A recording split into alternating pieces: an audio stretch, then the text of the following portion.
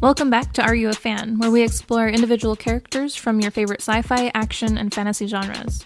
A big thank you to MoonBound Productions for supporting today's episode. If you would like to express your support, please like and share the show. Here's your hosts, d-rael and Joker. Have all your memories erased, or every night before you go to bed, you remember that one time in the lunchroom. You know the one. Seeing as I already have that issue, I'd rather just the memories erased. You know, the whole, you remember the minute, embarrassing details of your life. No, I don't want that anymore. Yeah, no, I could easily go ahead and get rid of that. I think what I love about that question is no matter who's listening to that, that's immediately going to bring a flashback to an incident in a lunchroom. Yeah. Okay, ladies and gentlemen, that question leads us into our femme fatale, Black Widow. Also, words escape me. Names. Natasha Romanoff. There we go. Okay, so let's go into her real-world facts. First, she was originally created by editor and plotter Stan Lee, scripted by Don Rico, and the artist who designed her was Don Heck. The character originally debuted in Tales of Suspense, issue number 52, in April 1964. God dang, these characters are old. They really are. I mean, comics kind of did start a long time ago. True that. And a lot of our major ones actually got their start during World War II. Yep, because, you know, we had to have that morale boost for the people back home, and what better way than, you know, heroes. Exactly. And this hero dealt more with the Russian problem afterwards because, you know, we gotta have an enemy. We still don't like them. I feel like, yeah. Okay, so Black Widow was visually updated in 1970 in The Amazing Spider-Man, issue number 86, July 1970. Reintroduced her with short-length red hair instead of her former short black hair, and a skin-tight black costume, and wristbands which fired spider threads, which would become the appearance and most commonly associated with the character. Yeah, her original appearance, when she originally actually kind of appeared as a bad guy, too. Oh, yeah. And a lot of her, from what I saw, a lot of her costumes then were just kind of dress gowns and fancy clothing. Like, there wasn't an actual uniform to it. Exactly. It was more literally espionage outfits. Stuff that would actually probably help you get into a dinner party to get to your target. Your stereotypical spy outfits like she kind of got remade into. I'm just saying, stick out like a sore thumb in regular society if you wore that. Well, I think that depends on where you are, though. Yeah, we're not even going to touch that one. We're trying to keep it PG-13 in here. Okay, Black Widow started her own series in Amazing Adventures, issue number 1 through 8, from August 1970 to September 1971, sharing that split book with the feature in Humans, and the Black Widow feature was dropped after only about 8 issues. The Inhumans followed soon, ending with issue 10. That's a little disappointing. I thought there'd be a little bit more. I mean, there might have been if it wasn't more during that time period when we were extremely anti-Russian, anti-communism, and here's a very Russian character. True, very If true. it wasn't for that, she might have survived a little longer in her original debuts. No, that's a valid point. Okay, I guess moving on. Black Widow started in Daredevil. Would co-star. Co-starred in Daredevil, number 81 through, holy cow, 124. From November 1971 to August 1975. That's a decent run. Yeah, I mean, not bad as a co-star. Yeah, no, not at all. Yeah, as far as her real world stuff, I feel as though that we mostly covered it all. The only other thing I could say is I believe she was, I found no solid evidence of this. I believe she was inspired, the Black Widow project, the whole Red Room thing, was inspired by, like, the KGB and, like, you know, their whole... They literally at one point were training women assassins because they believed they could get into certain places that men couldn't. They could use their, you know, feminine wiles to, I don't know, get dumbass men to freaking fall for them so they could kill them. Which, unfortunately, knowing the human race, that tracks very well and is very easily understood. It is one of those things, like, it sounds sexist when you say it, but you're like, I'm sorry, have you met a man? They're dumb. You know, some are. Hey, I'm not even going to pretend like I'm not. Yeah, we're not going to go into that one. I definitely would have brought her up to the room, turned around with the 2 wine glasses and been like, oh, a gun.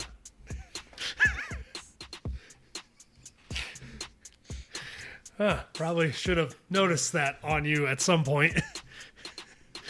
Okay, moving on. In-world, I'll let you take the reins, Joker.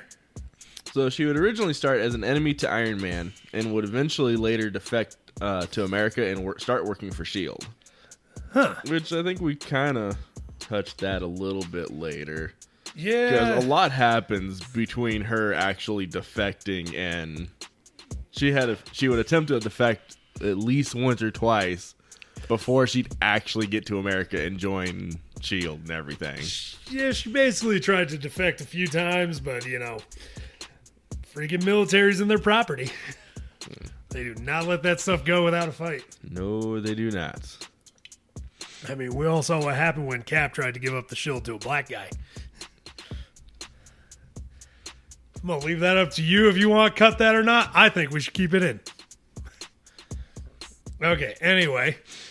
Natasha would be born in Stalingrad, what is now Volgograd? I don't know. Volgograd? I have no idea. Let's go with that. Which is Russia, the SFSR, USSR, which is the Russian Soviet Federative Socialist Republic. God. Better known as the USSR for the Soviet Union. Yeah. But up until I saw your note for that, I've never even heard of the SFSR. Neither did I, and I'll be honest with you, I didn't even do any research on that stuff. I'm like letters, words, Russians.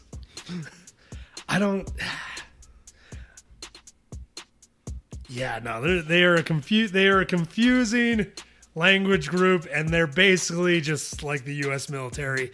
They love little letters. They love letters. Yeah. All the militaries of the world do. Yeah. Oh, God. The first hints of Natasha's childhood would come from Ivan Petrovich, who was introduced as her middle-aged chauffeur and confidant in Black Widow's 1970s Amazing Adventures. Ooh, is this when we bring up Logan? Or Almost. Oh, okay. But if I remember correctly, is he the one that found her during the war? During one of her... Because this is, I think, during a retcon, or before the retcon. So, ladies and gentlemen, just fair warning. This character, as do many, they go through a lot of retcons. The only thing I can personally say about what they did with Black Widow is the most brilliant thing they could have done is they're like, screw it. Let's say it all could be real. She's a spy. She has false memories. Who knows? We don't know what's real, what's not. And honestly, the fact that they decided to roll with that concept, beautiful. Oh, yeah. Made her story a lot more concise than other characters. Yep. Which is really sad to think about, considering she doesn't really have a backstory in that case. Yeah. Petrovich would tell Matt Murdock that he was given custody of Natasha by a woman who would immediately die afterwards during the Battle of Stalingrad in autumn of 1942. Aww. But it's kind of cool that, you know, here you're getting Matt Murdock, Daredevil, getting a story from a guy who kind of raised Natasha. True. That's actually a pretty cool thing. And kind of shows that Murdock kind of has an idea of her history, probably better than most. Which really says something, because they actually did at some point share a romantic bit of a romance. Didn't know that one. Yeah, it was more of a gloss over type romance. I'm not 100% sure if that was during when the whole comics code thing was. Which, Probably. if it was, that would have made it really difficult to show. Which is probably why you don't really hear a lot about it. Yeah, like I believe her and Hawkeye have one of the more notable romances that she's had. That's like her only notable romance. Well, actually, the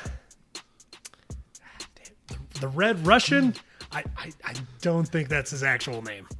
No, but I feel like the fact that you can't come up with his actual name shows that Hawkeye has a more notable relationship with her than he does. Okay, fair enough. But yeah, like the Red Russian, who was Russia's answer to Captain America, who's in the new movie, which is actually her father figure in the new movie, which adds a layer of creepiness to me personally. Oh, it really does. And that, because yeah, that was her love interest, who was a pilot. Then they lied to her. They're like, "Oh, he died in a flight accident." I did read about that. Yeah, Because that was kind of her first one. that was her Hawkeye first. was the most prominent, though. Yep. She's never. I guess she had a little fling with Tony Stark, but at the same time, who hasn't Tony Stark had a fling with? Exactly. So that don't really count. I don't. Yeah, I agree with you. I don't even count that. So that's one of those things like you throw in there when you need to add more stuff on. It's like I don't think this is enough. Throw Tony Stark in there. Right. It's not unexpected. Okay. Another flashback set in the fictional island of Madripoor in 1941 would see Petrovich help Captain America and the mutant Logan, who would later become a costume hero in Wolverine, to rescue Natasha from the Nazis. And also, Wolverine would actually go back with her to the Red Room Project to actually help with her training. And then eventually be captured by the same people because they were working with the Canadian Weapons X project. That was a whole confusing debacle of this secret organization, which, Logan, they eventually grabbed Logan, decided, it worked on her. Why don't we just mess with his brain? Yeah, he got messed with a lot, too. He really did, which was actually kind of... I was reading it. It kind of broke my heart the other night when I was reading this. She eventually bumps into him. Of course, he's worked with the Avengers. Yeah. She's with the Avengers. They bump into each other. She remembers him. And he doesn't remember her. He doesn't remember her Of course because not. his mind is so messed up.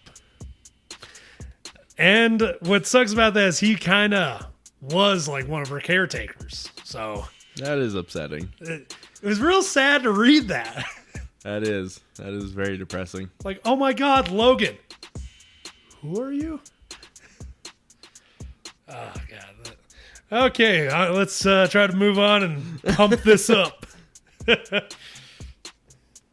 Okay. Also kind of cool just seeing Captain America and Logan kind of working together there. That is an awesome one because I feel like that's one that doesn't happen often. It's actually happens way more than you would have thought. I think Logan at one point was part of the Howling Commandos that worked with Captain America. Somehow that doesn't surprise me either. I mean, he fought in the war, so. Yeah. And he was, What war didn't he fight in? Valid point. Man, that one you're nearly immortal. I'd be in all of them too. I mean, what else is there to do? So yeah. So part of what we were just talking about, Petrovich had taken her to the Department X, which with other young female orphans, where she was brainwashed and trained in combat and espionage at the covert Red Room facility. Sorry, I'm scrolling down.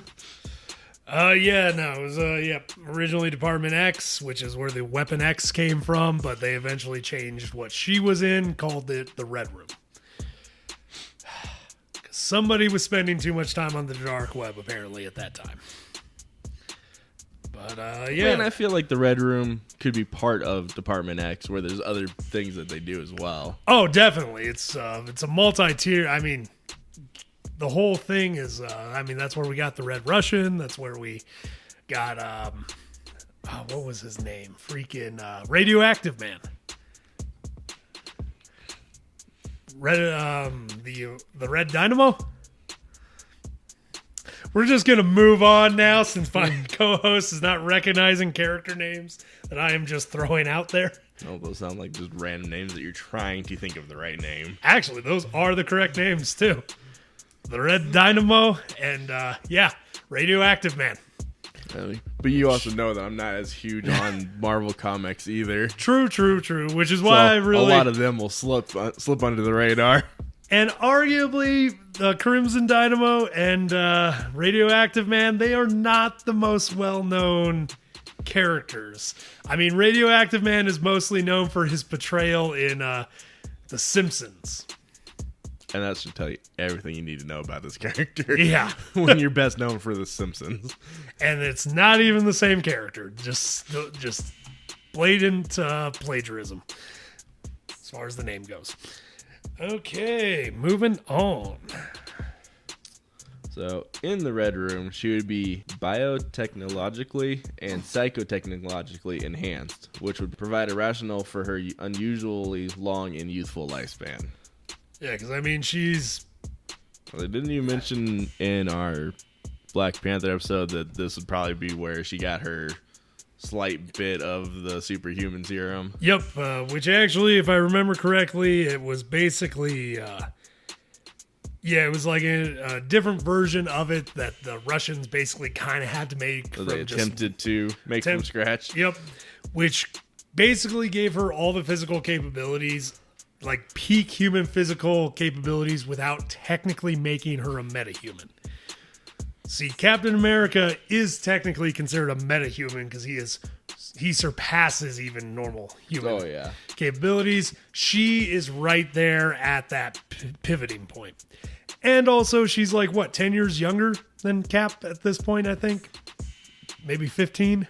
Don't know, because I never actually saw anything that actually said when exactly she was born. I didn't even attempt to find that, because that is just... Well, even just in her basic stuff, usually it tells you when the character's born. They don't touch it on this one. Which I don't, It's like you get an idea of when she was born, but that's about it. But we have an idea that she was like a young child when, she met Cap. So she's not that much, in that large of a time frame, she's really not that much younger than Cap. Except she didn't get frozen. Right. So she got to witness a whole lot of the world that he did not. That explains why she probably coped a lot quicker than he did. Oh, yeah. And while at the Red Room in Department X, she would also meet the Winter Soldier and even form a small romantic relationship with him. Oh, forgot about that guy. Yeah. Yeah, just another relationship she had. Which, also, fun fact, if you watch, I believe it was Age of Ultron, the scene where it's going, like, showing her flashbacks and that guy's choking her, that is Bucky Barnes. Yeah, but I remember hearing about that being the kind of a Easter egg. Which is kind of cool when I found that one. Oh, yeah. Or I guess more accurately when I saw a video that was pointing it out. Being like, here, it's right here. I'm like, oh, yeah. Yeah, because that one kind of went a little quick, and unless you were really paying attention to it or watching it again and again, you probably didn't notice it. 'Cause I didn't. I did not either. Okay, we're a soldier. Each Black Widow is deployed with false memories to help ensure her loyalty. Romanoff eventually discovered this, including the fact that she had never, as she had believed, been a ballerina. She further discovered that the Red Room is still active also. Which, okay, so they do that to keep them loyal. I feel like, my God, why do villains suck? Like, I don't mean just the fact that they're villains. I mean, why do they suck at what they do? I mean, in theory, if she wouldn't have discovered this, I mean, it seemed to work. Yeah, but I feel like it's a pinprick thing. Like, if she does not scratch the wall, she will remain loyal to us. If that paint peels even a little bit, we just trained one of the deadliest people on the planet who's now pissed off at us. Yeah, but now you also still have your own group of others that can fight back and defend against it. I mean, when you're training a whole, essentially mini army of these people, True. And they never say how long it took for her to discover this, so... True, the thought process, they probably figured she'd die before she could figure it out. I mean, they thought she would, but every person they ever sent after her generally always ends up showing up dead. She's really good at avoiding them. Oh, yeah. Or, I guess not avoiding them. I guess, just...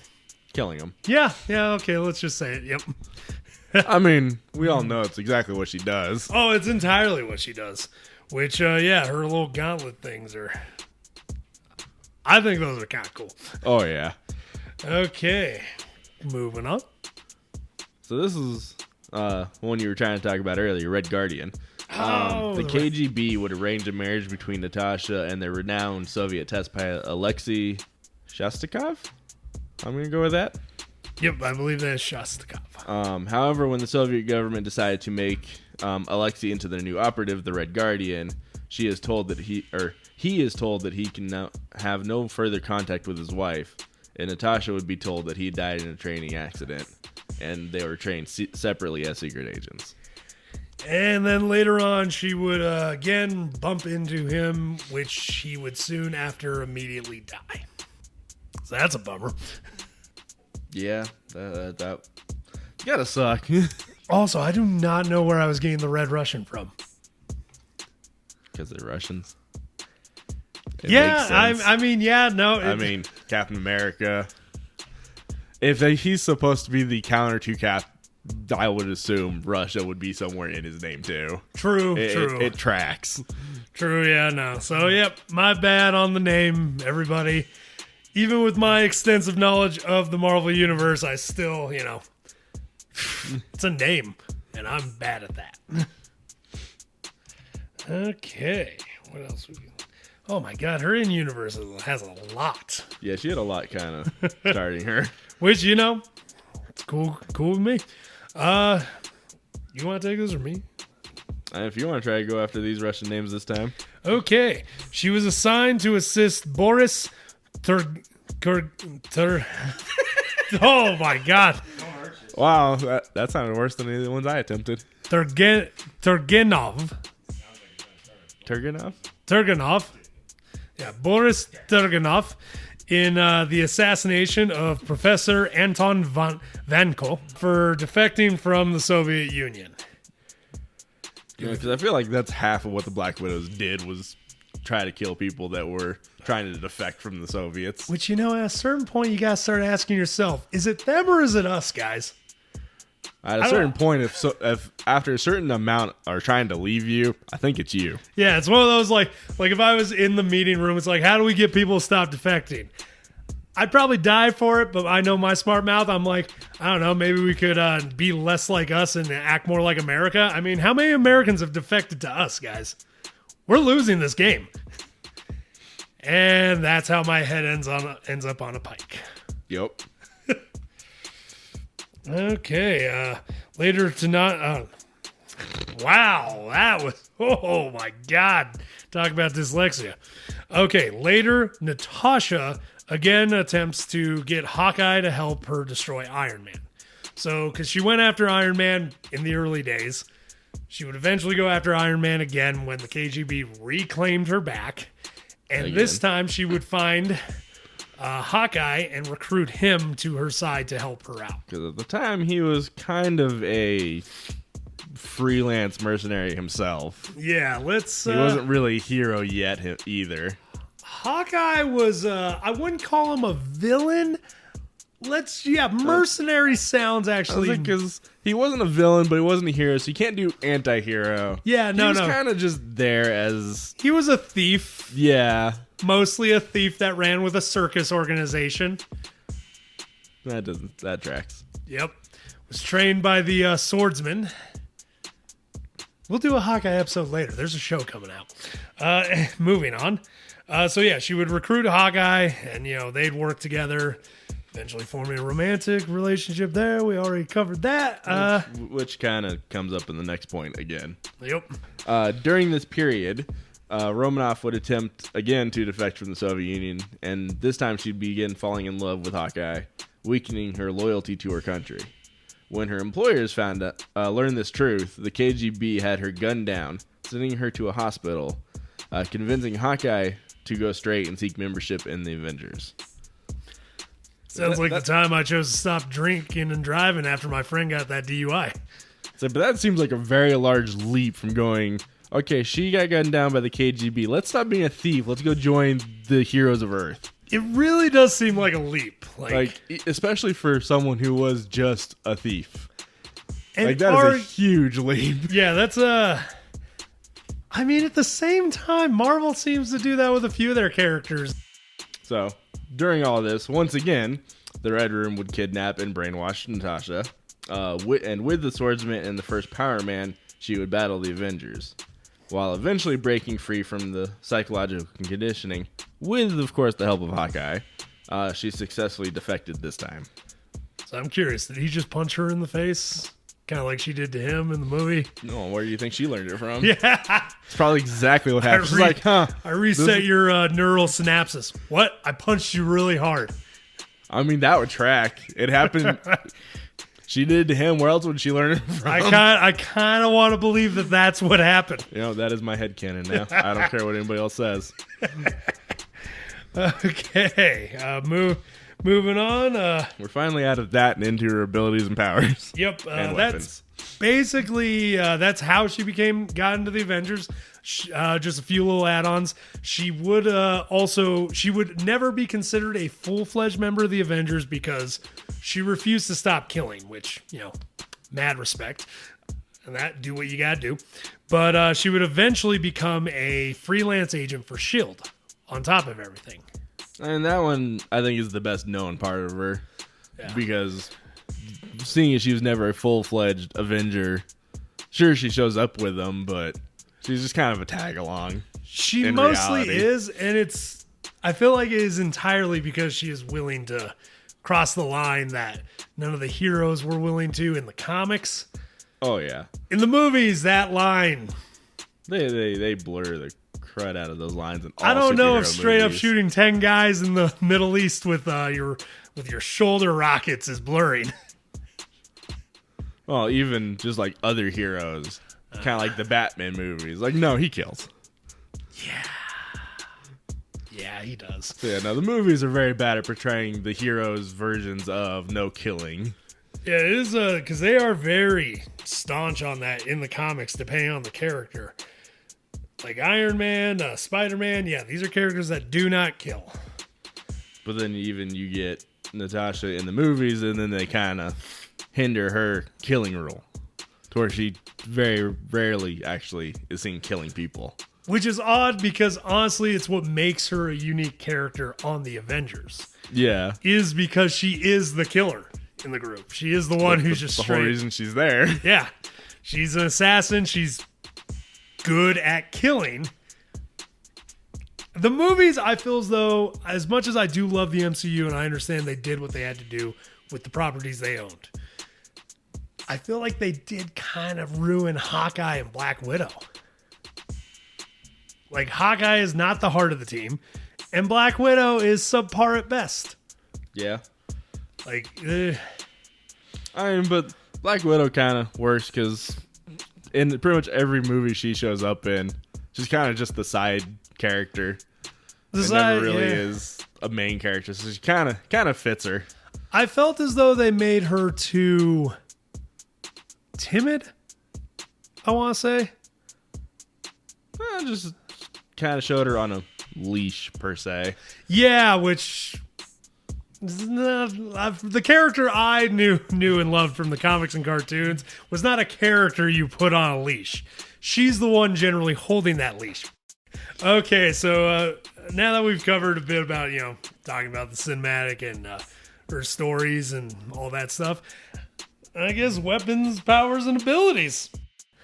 Okay, expert spy. Kind of obvious from what we've told you. Tactician and hand-to-hand combatant. Didn't really list any of her martial arts, I don't think. Oh, I did. Thank you. Since all you did was just a hand-to-hand combatant, that could be a very wide range or a very small range. True. But she has a fairly large martial art list. She would also have slowed aging and an enhanced immune system from obviously all the bio experimenting she received. True. Expert marksman and master of various weapons. Kind of comes with the territory of having to be a spy. You can't always bring a weapon with you. You got to be able to, improvise. Oh, yeah. And skilled hypnotist. Which is a really odd skill. That is kind of an odd...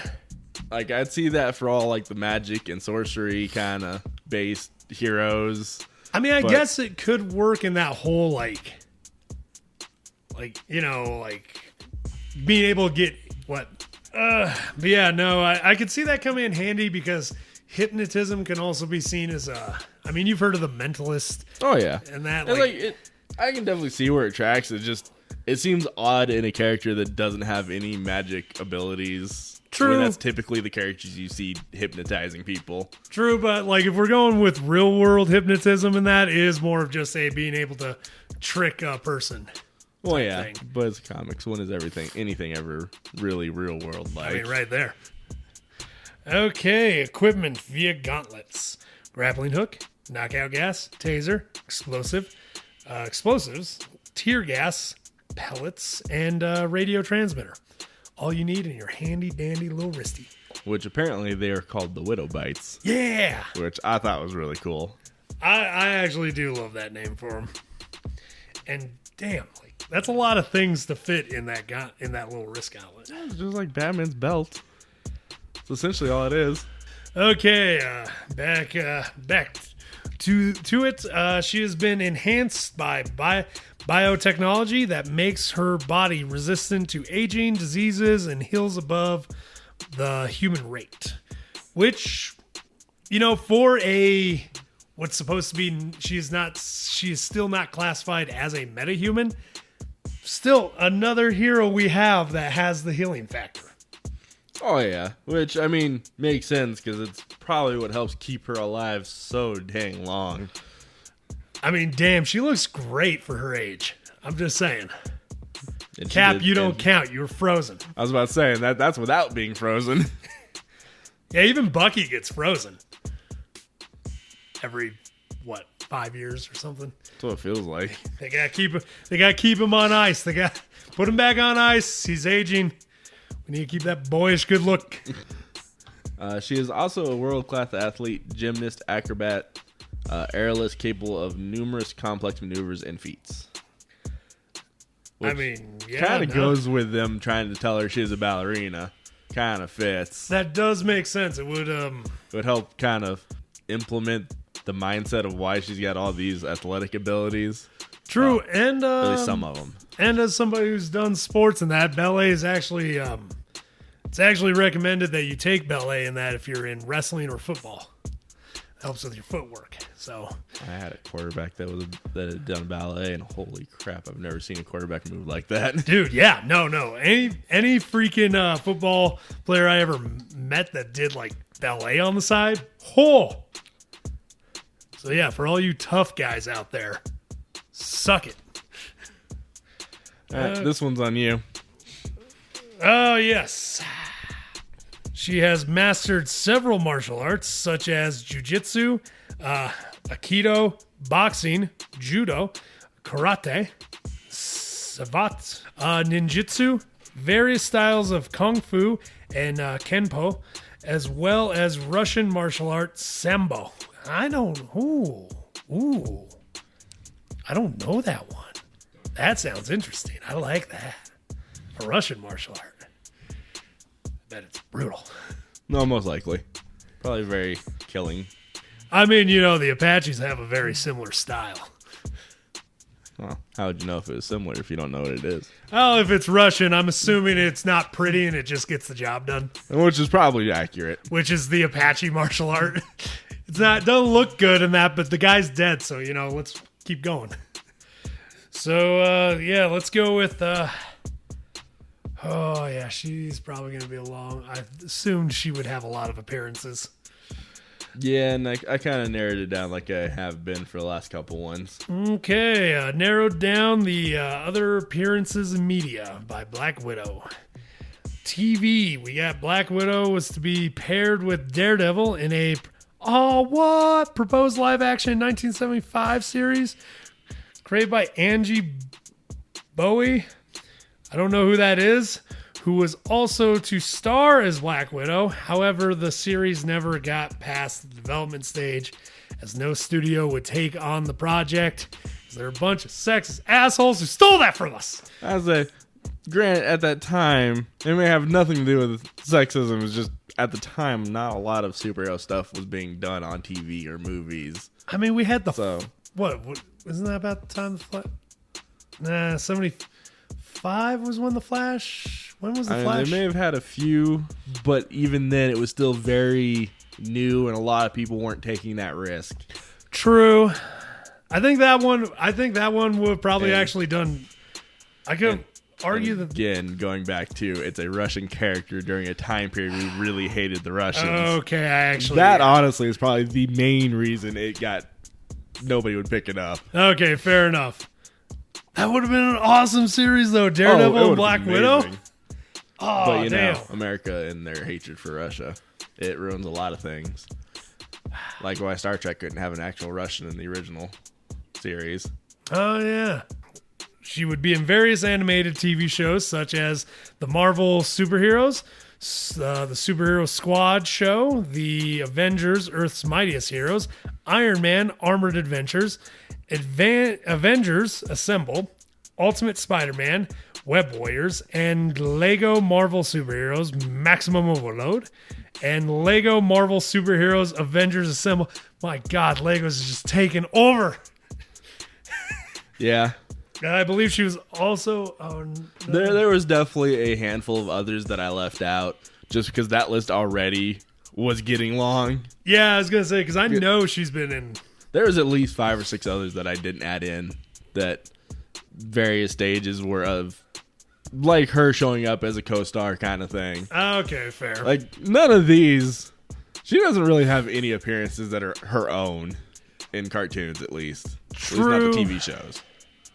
True, she has always seemed to be a hard to stand alone character, which, I mean, an espionage character like that, I could see how it might be difficult to do in comics and that, but I've seen them before. So, yeah, I don't know. Maybe someday. I'm sure we will eventually. Yeah, eventually. Okay, and then we got movies. In 2004's Lionsgate Entertainment was creating a film that was in the script stage of screenwriter-director David Hayter, and Lionsgate later dropped the project. Wait. Oh. So 2004, we were supposed to get a Black Widow movie. Yeah, instead, we just got that Elektra movie. But that's also probably why Lionsgate dropped it. It didn't actually give any details, but they probably saw how bad Elektra did, and they're like, we're not doing this. Okay, I actually guess I can commend them for that because the early 2000s were but it also doesn't say why it was dropped, so it could be any number of reasons. Could be a lot of reasons, true. Could have been budget. Couldn't get an actress for it. Who knows? Yeah, and arguably probably for the best because the early 2000s, the movies were... they were rough. It was a rough time period. It was definitely a renaissance of CGI and effects. Unfortunately. And just directors just being like, hey, can we do this CGI? Well, sir, I don't see a point in actually doing CGI. I didn't ask if we should. I asked, can we? Oh, Jurassic Park here. Exactly what happened. Okay, the Ultimate version of Black Widow would appear in 2006 in the Ultimate Avengers direct-to-video movie and its sequel, Ultimate Avengers 2.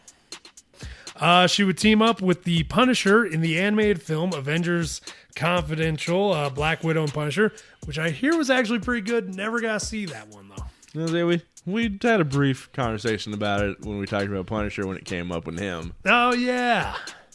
It was just one I figured I'd throw in for her, too. Yeah, no, fair enough. I mean, they did kind of share the spotlight in that one. And we all know the role portrayed by Scarlett Johansson of Black Widow / Natasha Romanoff in the MCU, where she made her debut in Iron Man 2, followed by the Avengers Captain America, The Winter Soldier, Captain America Civil War, Avengers, Age of Ultron, Infinity War, and her final appearance in Endgame. She would have a cameo in a post-credit scene in Captain Marvel. Johansson is also reprising her role in Black Widow, releasing this Friday. Woo! Go see it. Yeah, her MCU role is definitely what most people know and associate with Black Widow, and which makes sense. She's been in it for how long now? Yeah, very true. And arguably, like, you know, I said at the beginning of this thing, I think they did do justice to her. I think they didn't do justice to her and Hawkeye, but at the same time, I still do think they are solid characters for what the movies had to work with. Oh yeah, for what they tried to do in the movies, they did a good job. Yeah. Just it's very different from what the comics know her as. Yeah, true. But arguably with that many characters, with that much going on, with that kind of woman who can't do a Russian accent, you do what you gotta do. But I mean, not having a Russian accent kind of helps with the whole being a spy. Ooh, actually, I saw something about that. In the Hulk movie, the one that's technically associated with the Marvel Universe, I guess there was supposed to be a scene where she does enter the room to see the guy with the brain thing, the guy who has like radiation dripping onto his head. He becomes the leader in the Marvel Cinematic Universe. He will become the leader, I guess. But I guess he looks at her and immediately pinpoints and guesses where she's from based on the slight accent he can pick up. Nice. So, and she then kneecaps him. Nice. And they drag him off. So yeah, Black Widow, definitely a shoot first person and ask questions later. I mean, it's kind of the way she was trained. So I mean, no, I'm not dogging her on it in that, like, she gets the job done. And she's not really arrogant about it. She's not outspoken about it, which I respect. Okay. Wait, podcasts? Yep, another new one for another character. Oh, wow. So, a future version of Natasha from the Old Man Logan timeline, Grey Widow, is featured in the Marvel New Media Sirius XM podcast, Marvel's Wastelanders, Grey Widow. There's a Marvel Wastelanders podcast? Apparently. Again, this is kind of new to even us. Ooh. Well. But yeah, I thought you'd kind of like that one, seeing the universe it was set in. Oh, dude, I love the Old Man Logan universe. I know. We talk about it all the time. Arguably my favorite one. Anyway, so moving on. That's awesome. I guess anybody listening to this, go check out that podcast when you're done. Anyway, so video games. Similar to some of the most recent characters, she has appeared in a lot of them in various forms. 27, apparently. And that's in different forms, from the mainline games to mobile games to Facebook. That makes sense. But that's kind of where they're all going to nowadays. It's across multiple different areas. And honestly, you know, we ain't got the time to list a lot of them. No, but we got a few of the bigger ones, like she's in the Marvel Ultimate Alliance games. Yep. Marvel vs. Capcom a few times. Yeah. 2 of the Disney Infinity games. Spider-Man Web of Shadows. The 2004 Punisher game. And of course, like everybody else so far, she's been in the Lego Marvel superhero games. We have yet to have one that hasn't. And nobody's come up yet and tell us otherwise. I'm still waiting for that one. You know, get on it. Or don't. Whatever. Proceed. Live performances. Like a few of the ones we've talked about it before. She has also appeared in the Marvel Universe live stage show. It cracks me up that exists. Like, I don't hate it. I definitely don't hate it. I definitely want to go and watch it. Oh yeah, definitely. It definitely seems like it'd be a fun show to go to. Okay, novels. Black Widow has a pair of books made by Margaret Stoll. Black Widow, Forever Red, and Black Widow, Red Vengeance. Also appeared in the event comics, The Death of Captain America and the Civil War. Okay, did not know about those books. Right? I think so far she's been the only character I know of in comics in general that have an actual novel about them and not just in comics. That we've done, yeah. Well, even just in general, she's the only one I know of. I don't know any other characters who have an actual book about them. Yes, the only character we have done and that we really know has an actual book, because I'm not even 100% sure on the Sandman thing, so don't quote me on that. But, yeah, looks like that's about it. So what do you think, Joker? You a fan? You know, for being mostly a side character in all the stories she's been in, she's definitely very interesting, and I definitely thought she was fun to watch in the movies and see in the comics. I will say, like, as far as characters go, she's arguably been one of my favorite staples of the Avengers team. I've always loved her. I've always been actually a pretty big fan of her. She's always been a fun one to watch, being, one willing to kill, unlike majority of heroes. Willing to kill, also does not take shit from anybody, which kind of makes it funny with her and Hawkeye, because Hawkeye in the cartoons and comics, he's a bit of a shitster.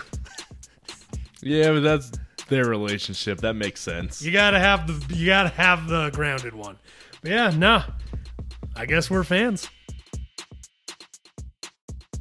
For anyone that's still listening, if you got something out of this, enjoyed the episode, or even liked the character before from a movie, a comic, cartoon, hell, even that t-shirt that you saw one time, you're a fan too. If you want to jump on this train, why not subscribe and share with a friend? d-rael out. Y'all keep riding them rails.